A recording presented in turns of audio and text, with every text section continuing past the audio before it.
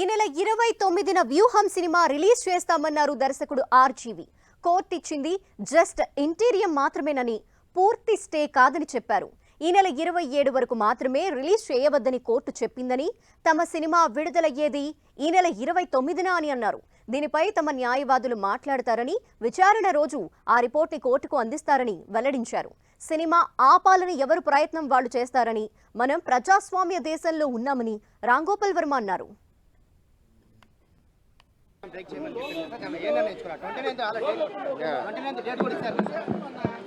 అది CBFC already మాకు certify చేసింది. ఒకసారి సిబిఎఫ్సి ఇచ్చాక ఆబ్వియస్లీ అది కోర్టులో ఉంది కాబట్టి ఆ హియరింగ్ డేట్న అడ్వకేట్స్ దానికి సంబంధించిన డీటెయిల్స్ ఇస్తారు.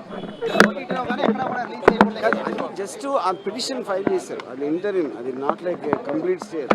27th వరకు చేయొద్దన్నారు. మా రిలీజ్ డేట్ ఎలాగో 29th. సో ఆ రోజున మా అడ్వకేట్స్ మాట్లాడతారు.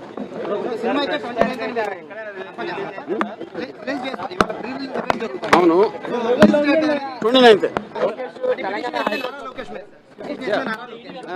ఆయన చెప్పేది ఏమన్నా, ఎవరి ప్రయత్నాలు వాళ్ళు చేస్తారు. మన అందరం కూడా ఒక ప్రజాస్వామ్య దేశంలో